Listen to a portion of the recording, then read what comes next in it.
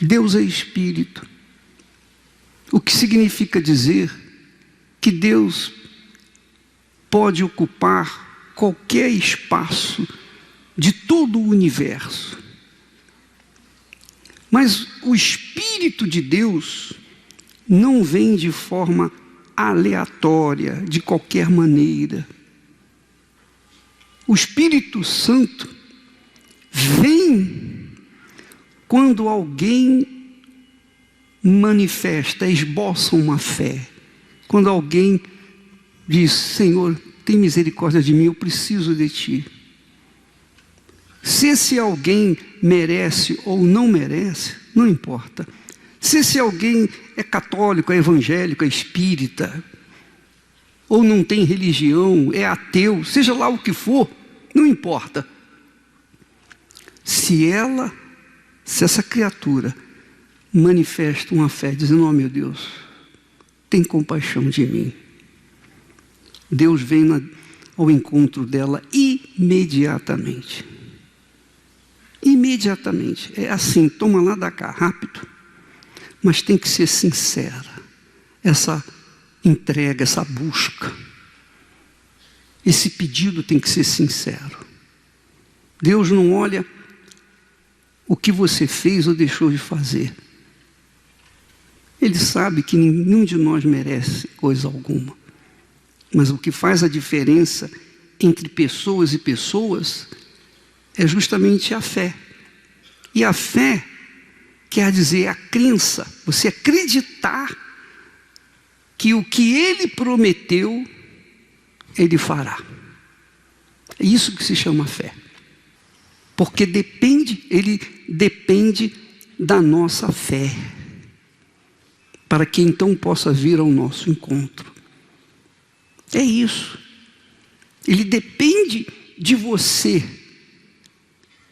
pedir, clamar, suplicar, orar. Por isso existe a oração. Oração é isso.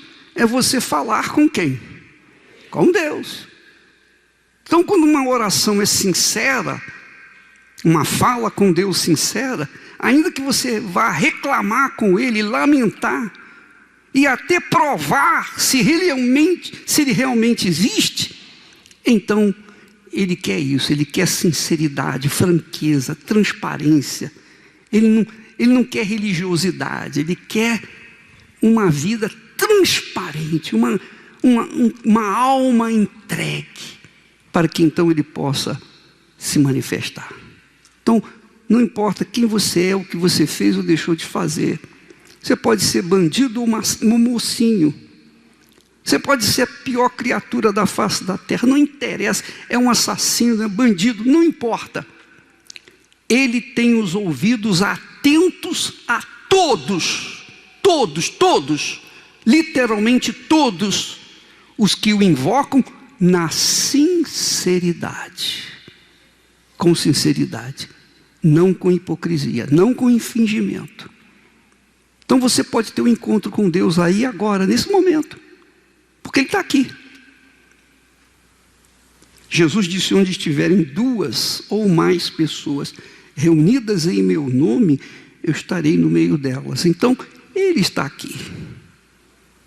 E para que Ele está aqui? Por que Ele está aqui? Para ouvir o clamor daqueles que o invocam com sinceridade, independentemente dos seus pecados ou da sua religião. Amém, pessoal? Pense no que eu estou ensinando a você. Jesus é Espírito. E Ele está em busca daqueles que o invocam em espírito. Quer dizer, no intelecto. Não na emoção, não no coração, mas na cabeça, no intelecto, na inteligência. Deus nos deu inteligência para pensarmos, raciocinarmos e então fazermos as nossas melhores escolhas. Nós vamos abrir o verbo e dizer para você a raiz do sofrimento humano, a causa do sofrimento humano.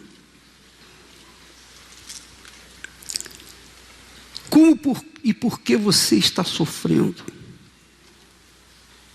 Para você saber o que fazer com essas informações. Porque é notório que todo ser humano sofre. Uns mais, outros menos. Mas existem aqueles que sofrem, mas têm o poder dentro de si, que é o poder de Deus, que é o Espírito Santo, para suportar os trancos da vida e vencê-los e continuar nessa caminhada da fé. Então esses vencem, mesmo em meio às lutas e dissabores, etc. Mas a maioria das pessoas, em todo o mundo, qualquer que seja a pessoa, sofre e não sabe por que está sofrendo. E muitas perguntam a si mesmo: por que eu vim ao mundo? O que eu vim fazer aqui? Eu não pedi para vir aqui, eu não pedi para nascer. O que eu vim fazer aqui? Aí elas começam a jogar pedras em Deus, dizendo: por que o Senhor, se dizem que o Senhor existe, por que o Senhor me trouxe a esse mundo? E coloca a culpa em Deus. Ela não pensa, ela não raciocina.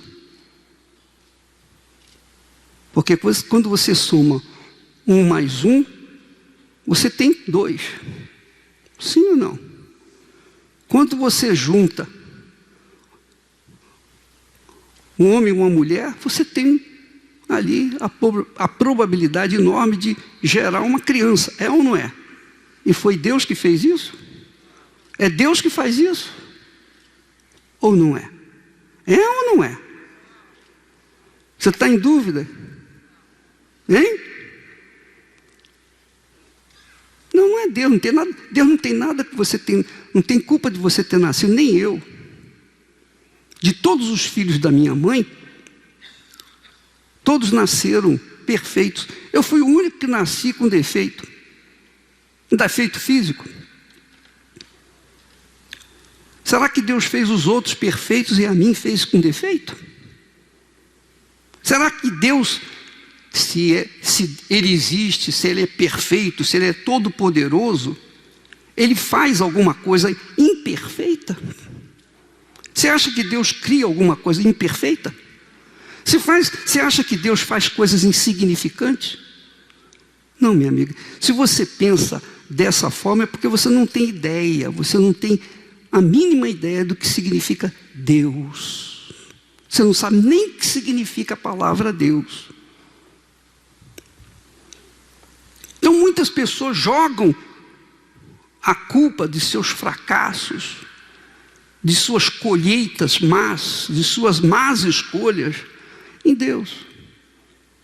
Quando elas não cai a ficha que elas são responsáveis pelas suas escolhas.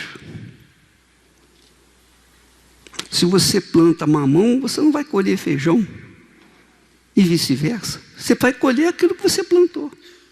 É ou não é? Sim ou não?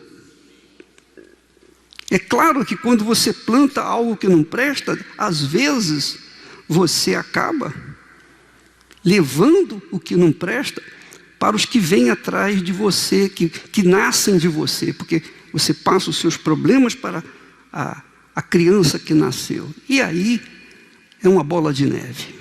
O sofrimento vai se avolumando. Mas por quê? De onde vem o sofrimento? Onde começa o sofrimento? Onde começa a dor? Quando você está alegre, você fica feliz, não fica? Você está alegre, você se sente feliz. Quando você está triste, você se sente abatida, caída. Mas Mas quem está sofrendo? É o seu corpo? É o seu espírito? Ou é a sua alma? Quando você tem dor de barriga, quem que sofre? O corpo? Mas e se esse corpo não tivesse alma, ele sofreria? Então quem sofre é a alma. É ou não é? Então qualquer dor, qualquer frustração, qualquer problema, qualquer situação adversa na nossa vida, quem sofre é a nossa alma. A minha alma usa a minha boca para falar, a minha língua para se exprimir. A minha alma usa os meus olhos para ver. A minha alma usa o meu corpo para se manifestar, para andar, para correr, para fazer o que eu quiser. A minha alma determina com quem eu vou casar, onde eu vou morar, o que eu vou fazer da minha vida. A minha alma decide tudo, porque ela vive sujeita aos 5 sentidos que nós temos, as informações dos sentidos que nós temos.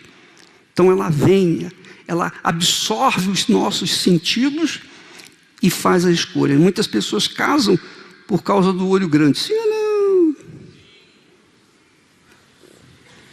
Muitas pessoas têm problema de saúde porque é glutona, quer dizer, comeu além dos seus olhos. Sim ou não? Não é? Quem faz você comer? Os seus olhos grandes. Você come, saboreia até aqui, ó. Depois que engole já não tem mais valor nenhum. Sim ou não? E você quer mais. Quer dizer, a sua alma vai saciando a sua vontade de comer até que você não aguenta mais comer. Mas é a sua alma estimulada pelos seus olhos, pelo cheiro da comida. Sim ou não? Então, a alma é o centro das nossas dores, dos nossos sofrimentos. Uma pessoa, por exemplo, que é depressiva, essa pessoa normalmente tem insônia. Então, aquela insônia se dá porque a alma não consegue dormir, descansar. Não é? Então ela tem dor de cabeça constante. A cabeça que dói, mas é a alma que sofre a dor. A alma que sofre. Quando a alma descola do corpo, pode espetar ali o que quiser, pode pegar um ferro quente e colocar, o corpo vai se manifestar? Por quê? Porque não tem alma. Arrancou a alma, não tem mais valor. O corpo se desfaz. Então Jesus veio a esse mundo com o propósito de salvar a alma. Porque ele salvando a alma, vai salvar a vida da pessoa. Não só aqui nesta terra, mas por toda a eternidade. Ele morreu pela sua alma. Ele morreu pela sua alma, sabia? Deus deu a vida do filho dele para salvar a sua alma. Porque ela é tão preciosa, tão valiosa, tão rica, tão importante, que ele não mediu esforços para dar a vida do filho dele pela sua vida. Para conduzir a sua vida, para conduzir a sua alma. Não estou falando de religião, não está se tratando de religião, está se tratando de fatos bíblicos. A palavra de Deus fala sobre isso. Jesus disse assim, ele fez a seguinte pergunta, deixou essas perguntas para a gente usar, para a gente pensar. Ele disse assim: o que aproveita, pois que aproveita ao homem? Por favor, meu filho, deixa aí o texto. Pois que aproveita ao homem ganhar o mundo inteiro se perder a sua alma? Ou o que dará ao homem em recompensa da sua alma? O que você é capaz de dar por esse ser que está dentro de você e faz você sentir as dores que tem sentido? O que você é capaz de fazer por esse ser que está aí dentro de você, que, diga-se de passagem, não morre? Alma não morre.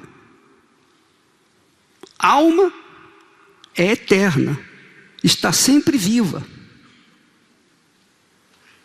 O corpo se volta ao pó.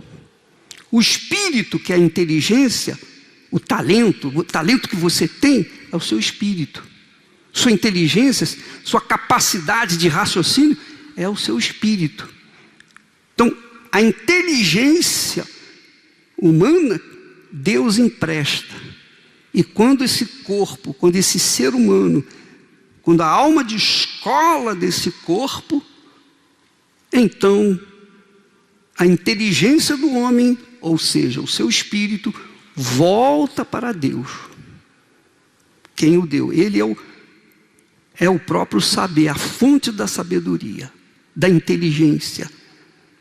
Então, a inteligência que ele nos empresta, quando nós morremos, volta para ele. O corpo fica aí, volta ao pó. Mas e a alma? Para onde vai a alma? Para onde vai a sua alma? O que você é capaz de dar pela sua alma? Você está com problema de comida? Está faltando comida na sua casa? Seu estômago está vazio? A sua alma é que sofre essa ausência de comida no estômago. Qualquer dor que você sinta, uma dor de dente, é a alma que está sentindo. Qualquer coisa que você passe nesse mundo, que nós passamos, atinge diretamente a nossa alma. Veja o valor que tem a sua alma, a grandeza, a riqueza, a incalculável riqueza que você tem dentro de si. Não interessa se você é pobre, miserável, se você é desprezível, desprezado, não interessa se você é a pessoa mais miserável da face da terra, mas a sua alma é preciosíssima para Deus. É tão preciosa, tão rica, tão grandiosa, que Deus, para conquistar essa alma, Ele veio ao mundo e deu a vida dele. E pagou o preço pela salvação da sua alma. Pagou, está pago. Aí vem a pergunta, mas se Ele pagou o preço pela salvação da minha alma, por que a minha alma está perdida? Por que eu sofro tanto? Por que eu vivo uma vida desgraçada? Porque você não entregou a alma para Ele. Ele pagou, ele comprou a sua alma, mas você não entregou, então a sua alma continua sem a mão dele, sem a proteção dele. Então você está sozinha, você está sozinho. Essa é a realidade, meus caros. Isso é religião? Isso é religião? Não. Não tem nada de religião, nem filosofia. Está escrito. O que dará ao homem em troca da sua alma? O que você daria em troca da sua alma na hora da sua morte? Você sabe que você vai morrer, a sua alma vai descolar do seu corpo e você não sabe para onde ela vai. O que você faria? que você faria? Naquele momento, no momento da morte, a pessoa fica apavorada, a pessoa fica desesperada, porque um dia, eu não estava à beira da morte, mas eu estava num sofrimento muito grande, e eu vi, no entendimento, não tive uma visão física, mas espiritual, de que a minha alma estava se encaminhando para o inferno. Foi quando Deus me fez lembrar desse versículo. O Espírito Santo me disse: o que adianta você ganhar o mundo inteiro se perder a sua alma? Eu tinha 18 anos. Era jovem. O que dará você em recompensa da sua alma? Eu era religioso. Eu era uma pessoa religiosa. Eu não fazia mal a ninguém. Eu era uma pessoa comum. Eu tinha meus pecadinhos, mas eram pecadinhos, não eram pecados daqueles monstruosos. Não, pecadinhos. Isso aí não é nada, pensava eu. Mas Deus me mostrou que os meus pecadinhos eram monstruosos, porque a minha alma não havia sido salva. A minha alma não havia sido entregue para Jesus. Ele pagou o preço pela minha alma, mas eu não entreguei. Sabe, você compra uma coisa, você compra pela internet alguma coisa, paga, e espera que o objeto chegue à sua casa, mas não chega, não vem. O que você vai fazer? Você vai reclamar. Mas quando se trata de Jesus, Ele não vai reclamar a sua alma. Ele fica esperando que você finalmente venha entender que você foi comprado com a vida dele. Ele teve que morrer para comprar a sua vida, a sua alma. Então, quando eu entendi isso, eu corri, eu me entreguei. E desde então minha vida se transformou. 19 anos eu tive encontro com Ele. Mudou o meu pensamento, mudou o meu itinerário, a direção.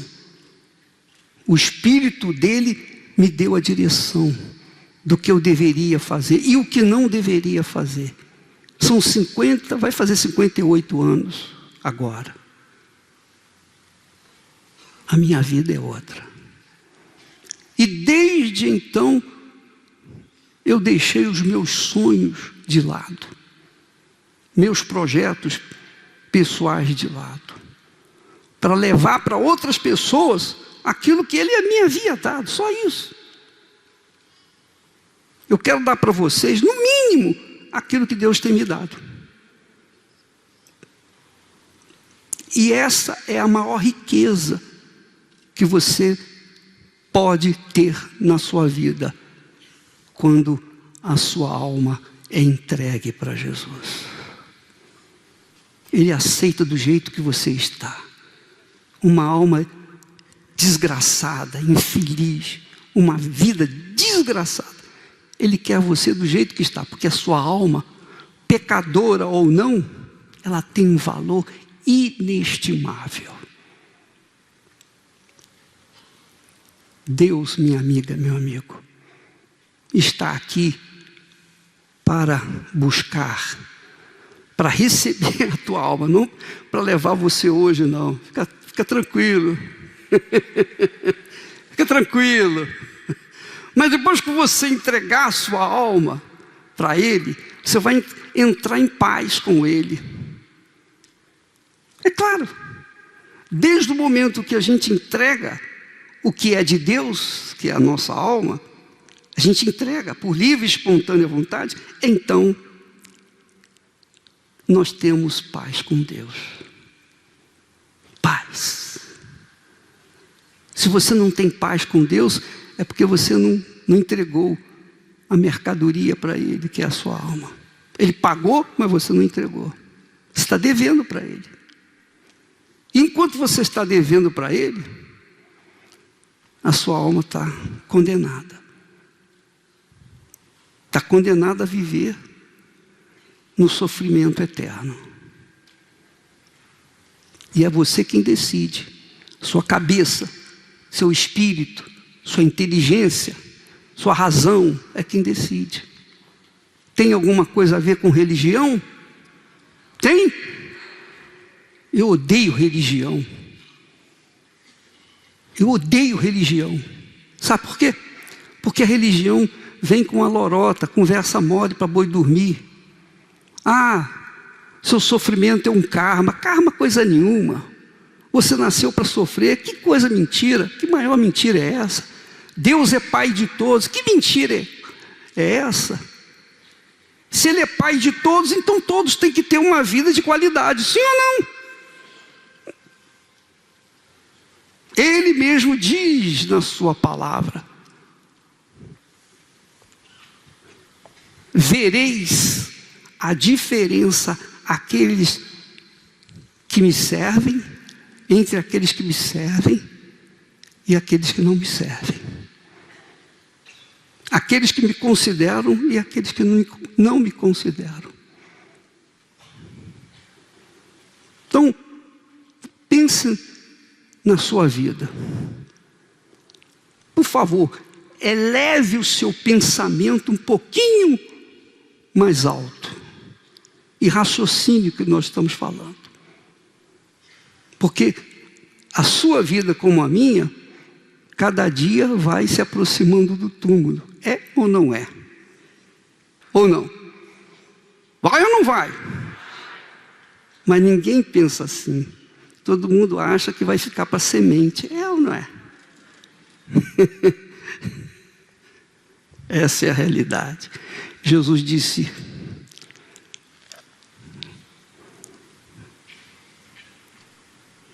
que aproveita o homem ganhar o mundo inteiro e perder a sua alma. Ganhar o mundo inteiro e perder a sua alma. Perder a sua alma, que é a sua vida. E o que dará o homem em recompensa da sua alma? Aí, Jesus contou uma parábola.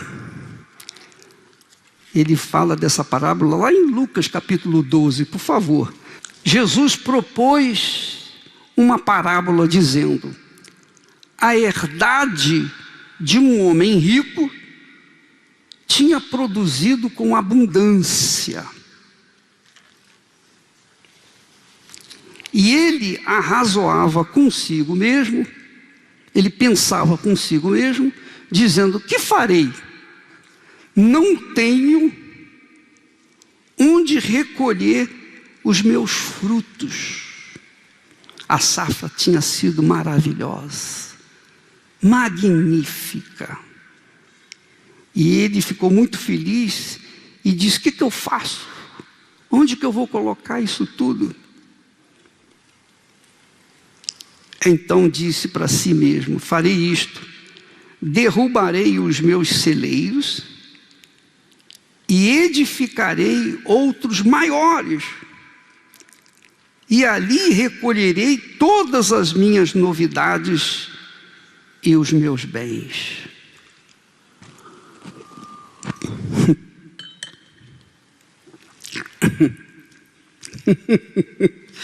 Isso é muito interessante. Esse é o pensamento do rico, né? O rico ganha dinheiro, o rico ganha 1 milhão, então ele pensa assim: eu tenho que ganhar mais 1 milhão para garantir esse 1 milhão. Então ele luta, ganha mais 1 milhão, fica com 2. Aí o que pensa? Qual é o pensamento dele? Não, agora eu tenho que ganhar mais 2 para garantir esses 2. E depois ele vai seguindo assim. E o rico, esse rico aqui dessa parábola, pensou dessa forma: o que eu vou fazer? Eu vou fazer celeiros maiores para colocar, guardar as minhas novidades. E então, olha só, versículo 19, presta atenção no que ele diz: e direi à minha alma: alma, tens em depósito muitos bens para muitos anos, descansa, come, bebe, folga, divirta-se. É isso. Coloque-se no lugar desse homem. Suponhamos que você é essa pessoa. Já pensou? E, bom, vou colocar a mim, já que você ficar aí com receio. Então, suponhamos que eu, ganhei dinheiro. Então vou ganhar mais dinheiro. E mais dinheiro. E mais dinheiro. Você sabe que há homens que têm tanto dinheiro, que se eles pegarem o dinheiro e gastarem 1 bilhão por mês, não vai fazer falta nenhuma para ele. É ou não é? Ele não sabe o que fazer do dinheiro que tem. Então eles ficam inventando viagens à lua para ter uma experiência. Sim ou não? Vou fazer isso, vou fazer aquilo. O homem disse isso. Direi à minha alma, você tem em depósito muitos bens para muitos anos, descansa, come, bebe, folga, divirta-se. Todo mundo quer isso, é ou não é? Mas aí veio uma voz e disse-lhe, Deus lhe disse, louco, esta noite te pedirão a tua alma, e o que tens preparado, para quem será? Quem será? Essa noite te pedirão a tua alma. Bom, se pedir minha alma hoje, você pode ter certeza, eu vou muito feliz. Eu tenho certeza disso. Não quero choro, nem vela, nem fita amarela. Eu quero alegria. Porque finalmente eu cheguei na casa do meu Pai. A minha alma está tranquila, em paz. Absolutamente em paz. Eu não tenho nada a temer ou perder nesse mundo. Nada. Absolutamente nada. Absolutamente nada. Se eu for hoje, graças a Deus. Meus filhos, a Esther sabe disso. Todo mundo já sabe disso. Vocês também sabem disso. Mas a minha preocupação maior é com você, é com a sua alma. Será que você tem essa segurança? Porque se eu tenho essa segurança, eu vivo em paz. Eu luto, tenho os meus problemas, eu enfrento os meus problemas, mas com medo zero de perder essa paz que Deus me deu. Porque eu lhe dei o que era de direito dele, a minha alma. Ele pagou o preço por ela, então eu dei. Aquilo que, a mercadoria, eu entreguei para ele. Está na mão dele. Essa mercadoria aqui, está na mão dele. Mas e você? Pensa nisso. Você sabe que um dia vai descer a cova, ou não sabe? Se não sabia, fique sabendo. É ou não é? E quando for, não tem jeito. Não tem ente querido, não tem reza, não tem missa, não tem oração, não tem nada nesse mundo que possa mudar essa situação. É ou não é? Eles dizem que, e é um fato, que a única coisa certa neste mundo é a morte. Depois que nasce, a coisa mais certa é a morte. Mas quem realmente entrega esse ser chamado alma para o Senhor Jesus, como uma mercadoria que Ele pagou o preço, está aqui. Quando se entrega, imediatamente, automaticamente, o Espírito de Deus vem tomar posse dessa alma. E ela, aqui no mundo, passa a viver em paz, consigo mesmo e, sobretudo, com Deus. Amém. Então, nós vivemos em paz. E quando a pessoa não tem paz, é porque a sua alma está amargurada, sofrendo. Sua alma está debilitada. E não adianta dar para ela prazeres, comida, viagens, tudo que ela quer. Nada vai satisfazê-la. A sua alma, a alma de cada um de nós, só tem um desejo: ter a paz. Mais nada. O resto é consequência. Entendeu? Sim ou não? Então, esse é o primeiro passo para que você comece uma vida nova. Jesus disse: o diabo, ladrão, veio para matar, roubar, destruir. O quê? A alma. Mas eu vim para que tenham vida e a tenham em abundância. E vida abundante, ela começa aqui, a que Jesus dá, ela começa aqui na terra e não termina nunca, é eterna.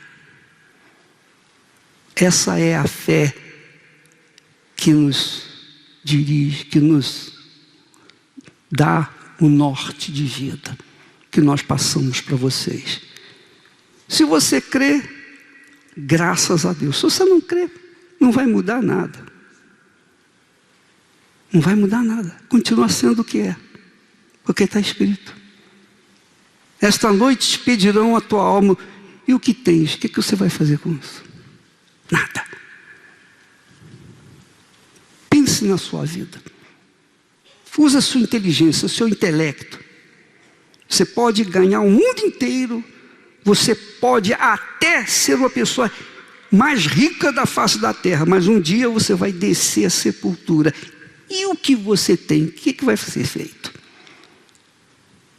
Talvez ao invés de deixar uma herança bendita para os seus herdeiros, você deixe uma herança maldita, porque eles vão brigar por ela. Sim ou não? Vai ser um inferno. Então, minha amiga, meu amigo, pense em si agora, porque a alma é individual. Cada um tem que dar sequência a ela, tem que dar uma decisão, tomar uma decisão com respeito àquilo que Jesus fez por você. Isso se chama fé com inteligência. A fé aliada não a sentimentos, não a emoções, não ao coração, mas fé que envolve o intelecto, a razão. Foi por isso que Deus te deu a razão, a inteligência para nós. Para a gente saber decidir o que nós fazemos com aquilo que é só nosso. Então, se você quiser, Ele está aqui para fazer você começar a viver uma vida nova a partir de agora. E digo mais, repito, Ele não exige que você seja religiosa, Ele não exige que você seja uma pessoa perfeita, Ele não exige que você seja uma pessoa santa, Ele não exige nada. Mas Ele quer a sua alma, porque Ele morreu por você. Ele deu a vida dele pela sua vida. E você que escolhe, se entrega ou se mantém com a sua própria alma. E amiga e meu amigo, depois que a gente parte,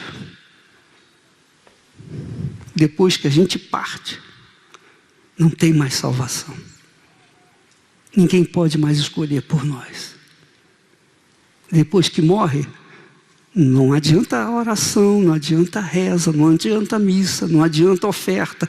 Você pode pegar tudo e dar para a igreja, não vai resolver o seu problema. Não vai mudar o seu destino. Ele já está traçado. Ele vai se cumprir. Se você entregou para Jesus, então Ele vem tomar a sua alma e levá-la para onde Ele está. Se não vem, vem o inferno, os espíritos que fazem as pessoas sofrerem, gemerem, os espíritos imundos que fazem as pessoas terem depressão, esses espíritos imundos que estão por aí, eles vêm agarrar essa alma e levam para onde eles estão também. Não tem jeito mais. E Deus não pode fazer mais nada. Deus não pode fazer nada.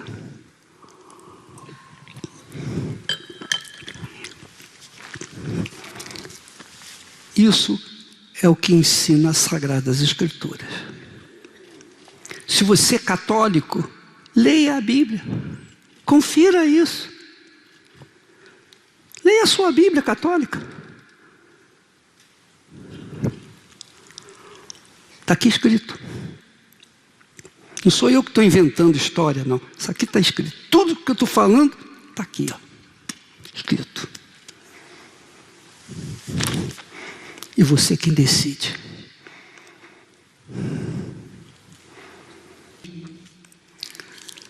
Jesus promete, dizendo o seguinte: está cumprido. Eu sou o Alfa e o Ômega, o princípio e o fim. A quem quer que tiver sede, de graça lhe darei da fonte da água da vida. Da fonte da água da vida. É o Espírito Santo. Sem o Espírito Santo é impossível uma pessoa se manter fiel, leal ao Senhor Jesus. É impossível. Sem o selo do Espírito Santo, não há chance de a pessoa vencer nesse mundo. Você entregou a sua vida para Ele. Não significa que você agora vai sentar e ficar esperando que Ele venha cuidar, fazer o que você tem que fazer. É óbvio que o que você tem que fazer, você que tem que fazer. E o que Ele promete fazer, é Ele que vai fazer. Mas a nossa aliança, nosso casamento com Ele, quando a gente entrega a vida, rende a vida a Ele, é ouvir e obedecer a sua palavra. Jesus disse assim, por exemplo: ide por todo o mundo, para os discípulos, ide por todo o mundo e pregai o evangelho a toda criatura. Quem crer e for batizado, será salvo. Quem não crê, já está condenado. Então, a crença é assim. Você tem que moldar a sua vida, pautar a sua vida de acordo com a palavra dele. Você tem que pautar a sua vida, você tem que viver de acordo com a palavra dele. Ah, bispo, mas isso é impossível. Não é impossível, porque para você fazer isso, ele dá o Espírito Santo. O Espírito Santo não vem especificamente para falar em línguas, profetizar, fazer maravilhas. O Espírito Santo vem para nos guiar em toda a verdade.